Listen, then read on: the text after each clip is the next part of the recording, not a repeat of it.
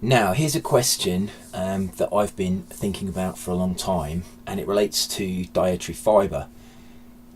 Is fibre an essential component of a human diet? There's been a lot of research into the effects of dietary fibre over the last 30 years, and over the last 10 years or so, more types of fibre have been identified, and there's been a greater understanding of the effects of fibre on human health. And generally, if you add fibre into the Western diet, it allows those people consuming the diet to actually have some protection from the typical Western lifestyle diseases that they may normally get, such as cardiovascular disease and type 2 diabetes, obesity, those types of diseases that are related to the metabolic syndrome. So really, fibre does have some benefits, but I've been thinking about this, or trying to think about this, on a bit of a deeper level. And I've come to the conclusion from the information that I have, that I believe that fibre is a conditionally essential nutrient. Under certain conditions, you have to have fibre in your diet in order to be able to maintain your health. Now, the reason I came to this conclusion is because if you look around the world at the traditional diets, some populations that consume their traditional diet, they don't have fibre in their diet, or they have very small amounts of fibre, yet they remain healthy as a population. The Eskimos, for example, don't really consume great amounts of plant foods, and therefore the fibre content of their diet is very low. Their diet is made up mainly of protein and fat. The same can be said, for example, of the Maasai. The Maasai are they're shepherds, and they consume mainly the meat and the products from their herds. So they don't really consume large amounts of plant foods, and again, they have very low amounts of fibre in their diet. And therefore, these populations, you could say, well, do they really need fibre in their diet? What makes it that what situation occurs where you do need fibre? Clearly, fibre is not always required in a human diet to maintain health. Now, the conclusion that I've come to is that fibre is conditionally essential, and it's conditionally essential based on the amount of starch that you have in your diet. The reason that the Maasai and the Eskimos don't require high amounts of fibre in their diet is because they don't consume large amounts of starch.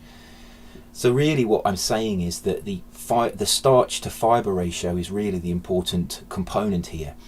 As the starch in your diet falls, the amount of fibre you need in your diet in order to be able to maintain your health also falls. So if you're not eating starch, you don't need fibre in your diet.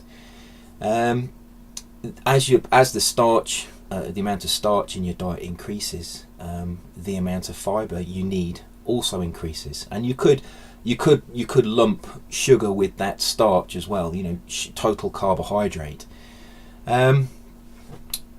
So why is this? Well, really, if we look at the typical Western diet, nearly all of the starch and all of the carbohydrate is refined starch and refined sugars, and the fibre has been removed. And it's that removal of the fibre that causes that starch and sugar content of the diet to have detrimental effects on blood sugar levels. And these detrimental effects on blood sugar levels cause insulin resistance, and that insulin resistance causes abdominal weight gain.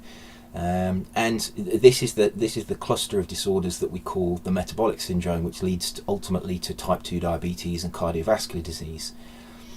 So those people who consume the typical Western diet, when you take them and you put them in a clinical trial and you give them higher amounts of fibre, what you're actually doing is you're putting back the fibre in their diet that should be there anyway. The reason that the fibre should be there is because whenever you tend to find carbohydrate in plant foods, it's nearly always with its source of fibre.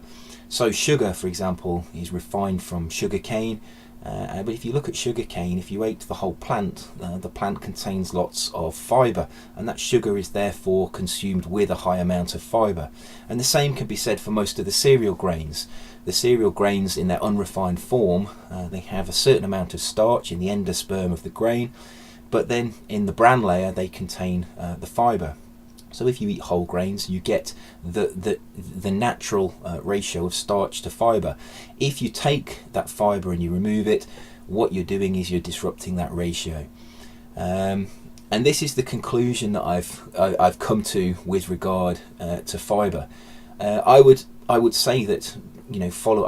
I'm not saying that you should follow the diet of the Maasai or Eskimos. I'm not making a prediction on your health based on the type of diet you follow.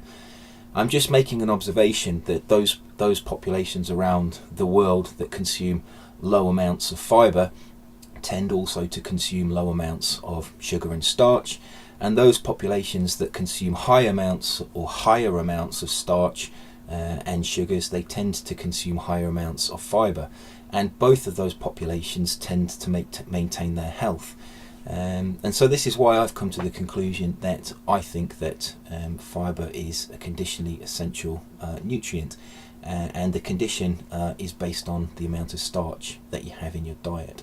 So if you have a look at your own diet and you're eating plant foods, those plant foods should be in their unrefined forms. They should be in the form most closely resembling the plant in its original growing conditions. There is a certain amount of refining you have to do in all plants to make them edible, but they certainly shouldn't be processed beyond that which is necessary to make them edible. And if you look at your own diet and you look at the plant foods, if your plant foods are in their original whole form, you can probably be assured that you have a suitable amount of fibre in your diet.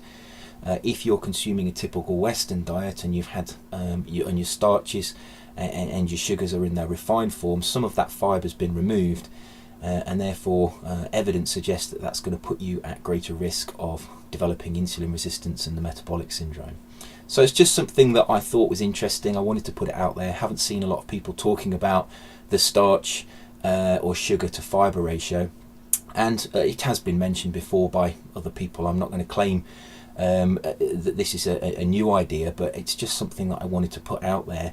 It's something, a conclusion that I've come to based on what I've read in the literature. So I hope you found that interesting. As always, eat well, stay healthy and protect yourself, and I will see you soon for another video. Take care.